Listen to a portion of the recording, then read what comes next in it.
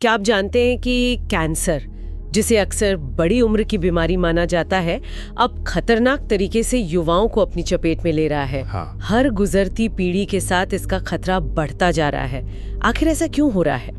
Welcome to the new episode of Diet Mama, जो अल्पना श्रीधरानी के guidance में तैयार किया गया है। आज हम एक बहुत ही जरूरी और सच कहूं तो एक गंभीर सवाल का जवाब ढूंढेंगे। क्यों जेनजी, मिलेनियल्स और जेनेक्स में कैंसर के मामले इतनी तेजी से बढ़ रहे हैं? आज हम जानेंगे कि हमारी लाइफस्टाइल, हमारा खाना पीना, हमारा तनाव, हमारी नींद और वेपिंग जैसी नई आदतें हमारे कैंसर रिस्क को कैसे बढ़ा रही हैं। बिल्कुल। और आज की हमारी ये पड़ताल दुनिया के कुछ सबसे प्रतिष्ठित संस्थाओं की रिसर्च पर आधारित है। जी। इसमें Harvard, the American college of surgeons और नेशनल इंस्टीट्यूट्स ऑफ हेल्थ की रिपोर्ट शामिल हैं। हमारा मकसद किसी को डराना नहीं है, बल्कि विज्ञान पर आधारित जानकारी से सबको एम्पावर करना है, ताकि हम सब बेहतर फैसले ले सकें। तो चलिए सबसे पहले उस ट्रेंड से शुरू करते हैं जिसने वैज्ञानिकों तक को चिंता में डाल दिया है। कुछ आंकड़े तो वाकई चौंकाने वाले हैं, जैसे कि कोलोरेक्टल कैंसर यानी बड़ी आंत का कैंसर।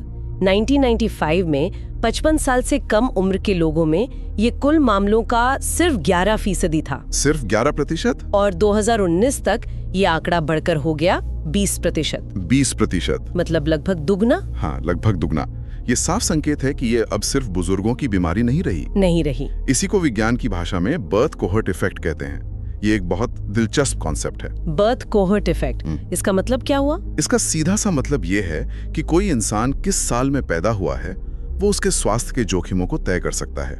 जैसे रिसर्च ये बताती है कि 1960 में पैदा हुए व्यक्ति को 50 की उम्र से पहले कैंसर होने का खतरा 1950 में पैदा हुए व्यक्ति से ज्यादा है। और यही ट्रेंड हर दशक के साथ और मजबूत होता जा रहा है। ये तो बहुत गंभीर बात है।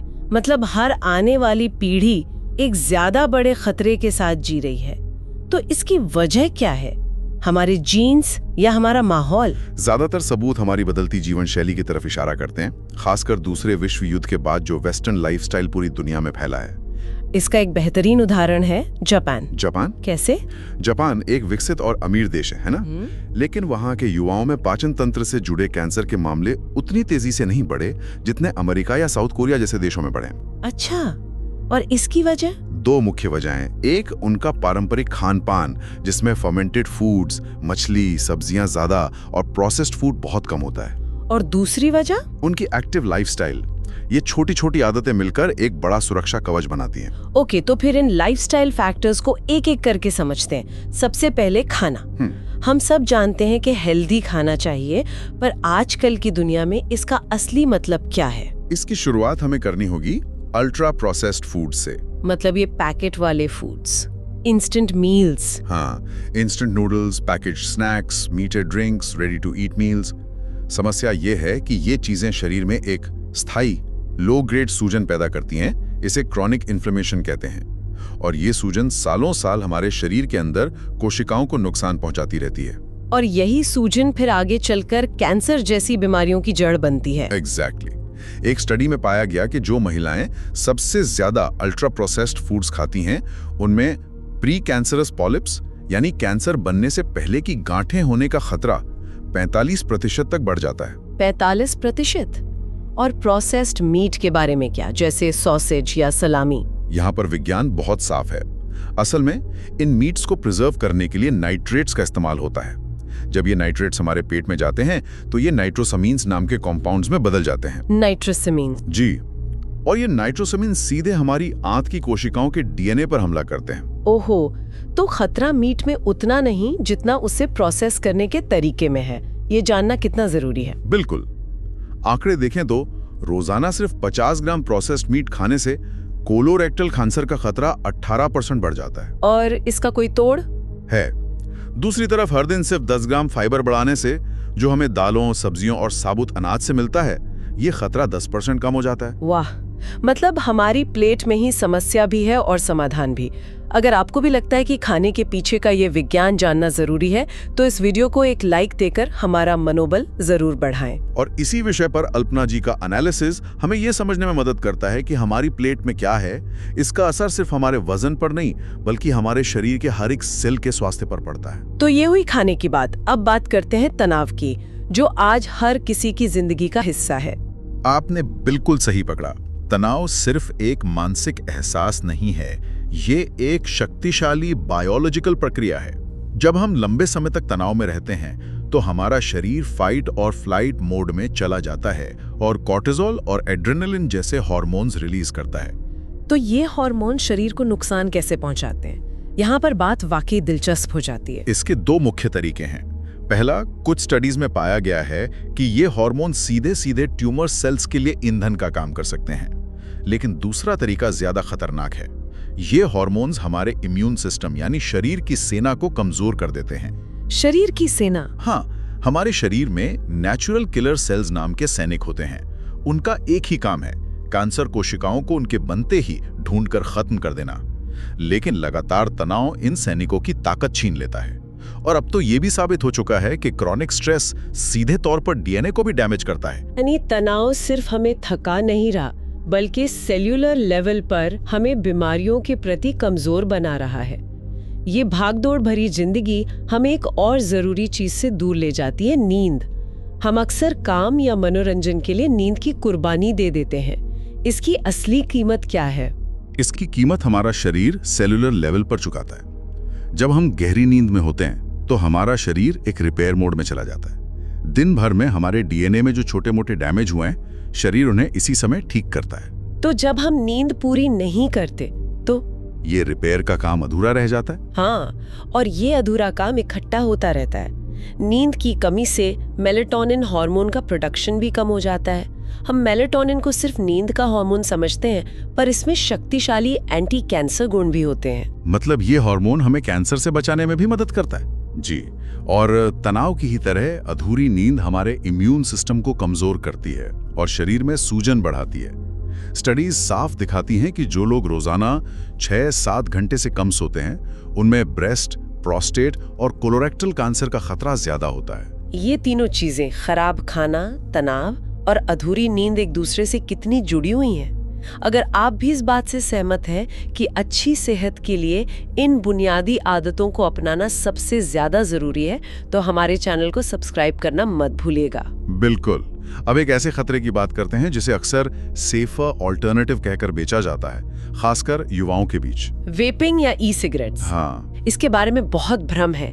कई लोग मानते हैं कि ये सिगरेट से तो बेहतर ही है, सिर्फ पानी की भाप है। सच क्या है इसका? नई रिसर्च इस सुरक्षित दावे की धज्जियां उड़ा रही है। एक हालिया स्टडी में वेपर्स और स्मोकर्स की गाल की कोशिकाओं की डीएनए की जांच की गई। ओके। नतीजे हैरान करने वाले थे। वेपर्स और स्मोकर्स दोनों में डीएनए डैमेज का स्तर लगभग बराबर था।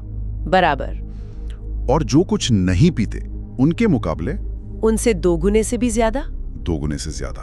तो ये सिर्फ पानी की भाप वाला दावा पूरी तरह से एक मिथक है। ये एक बहुत खतरनाक मिथक है। वेप की भाप में सैकड़ों जहरीले केमिकल्स होते हैं, जैसे फॉर्मेल्डिहाइड, ये वही केमिकल है जो मुर्दाघरों में इस्तेमाल होता है। एक्रोलीन, जो कीटनाशकों में पाया जाता है और फेफड़ों को गंभीर नुकसान पहुंचाता है। और तो और लेड और निकल जैसी भारी धातुएं भी, ये सभी जाने माने कैंसर पैदा करने वाले तत्व हैं। लेकिन फिर भी लोग यही तर्क देते हैं कि कम से कम इसमें सिगरेट वाला टार तो नहीं है। यहीं पर सबसे महत्वपूर्ण बात सामने आती है। वेपिंग सिर्फ सिगरेट का कम हानिकारक वर्जन नहीं है, ये एक बिल्कुल अलग तरह का जहरीला मिश्रण बनाता है जो शरीर पर अलग तरीके से हमला करता है। अलग तरीके से? इसका क्या मतलब है? जेनेटिक एनालिसिस से पता चला कि वेपर्स में आधे से ज्यादा जीन बदलाव ऐसे थे जो स्मोकर्स में नहीं पाए गए। क्या मतलब ये कोई नई तरह की जेनेटिक गड़बड़ियां पैदा कर रहे हैं? हाँ, इसमें HIC1 नाम के एक प्रमुख ट्यूमर सप्रेसर जीन को नुकसान पहुंचाना भी शामिल है। इस जीन का काम ही कैंसर को रोकना है और वेपिंग सीधे उसी पर हमला कर रही है। ये तो बहुत ही डरावनी जानकारी है। हम एक पूरी पीढ़ी को एक ऐसे खतरे के और बढ़ते देख रहे हैं जिसके लॉन्ग टर्म परिणाम हम अभी जानते भी नहीं हैं। बिल्कुल। और इस रिपोर्ट में अल्पना जी का पर्सपेक्टिव इस बात पर बहुत जोर देता है कि सेफर ऑल्टरनेटिव जैसे मार्केटिंग दावों पर आंख बंद करके भरोसा नहीं करना चाहिए। हमें हर नई चीज को विज्ञान की कसौटी पर परखना होगा। ऐसी और भी गहरी और मिथक तोड़ने वाली जानकारी आप तक पहुंचती रहे, इसके लिए हमारे चैनल को सब्सक्राइब जरूर करें। तो इतनी सारी जानकारी के बाद सवाल ये है कि हमें करना क्या चाहिए? इसे आसान बनाते हैं। डरने की नहीं, बल्कि जागरूक और सक्रिय होने की जरूरत है। हम 4 मुख्य स्तंभों पर ध्यान केंद्रित कर सकते हैं। पहला, खाना। अल्ट्रा प्रोसेस्ड और रेड मीट को कम से कम करें और अपनी प्लेट को फाइबर, सब्जियों और साबुत अनाज से भरें। दूसरा, तनाव। इसे मैनेज करना सीखें। मेडिटेशन, व्यायाम, ये सिर्फ 10 मिनट शांत बैठना भी जादू कर सकता है। ये कोई लग्जरी नहीं, जरूरत है। और तीसरा और चौथा? तीसरा है नींद। 7 से 8 घंटे की नींद को प्राथमिकता दें। इसे एक जरूरी अपॉइंटमेंट की तरह देखें जिसे आप कैंसिल नहीं कर सकते। और चौथा है आदतें। वेपिंग और तंबाकू जैसी चीजों से हर कीमत पर दूर रहें। जो चीज कम हानिकारक बताई जाती है, जरूरी नहीं कि वो सुरक्षित हो। बहुत सही। और जैसा हमने देखा, ये सभी चीजें एक दूसरे से जुड़ी हैं। खराब नींद से तनाव बढ़ता है, तनाव में लोग अक्सर अनहेल्दी खाना खाते हैं। लेकिन अच्छी बात यह है कि एक भी अच्छी आदत दूसरी अच्छी आदतों को बढ़ावा देती है। बिल्कुल। और अंत में एक विचार जिसके साथ हम आज की चर्चा को समाप्त करना चाहेंगे। हमने बात की कि हमारी व्यक्तिगत आदतें हमारे खुद के रिस्क को कैसे प्रभावित करती हैं। लेकिन जब हम बर्थ कोहॉर्ट इफेक्ट को देखते हैं, जहां पूरी की पूरी पीढ़ियां ज्यादा खतरे में हैं, तो यह हमारी सामूहिक जिम्मेदारी के बारे में क्या कहता है? हमारी सेहत वाकई में कितनी हमारे हाथ में है और कितनी उस फूड सिस्टम, वर्क कल्चर और माहौल से तय होती है जिसे हम सब मिलकर बनाते हैं। एक गहरा सवाल जो वाकई सोचने पे मजबूर करता है। डाइट ममा के इस एपिसोड को देखने के लिए अल्पना श्रीधरानी और उनकी टीम की ओर से आप सभी का बहुत बहुत धन्यवाद।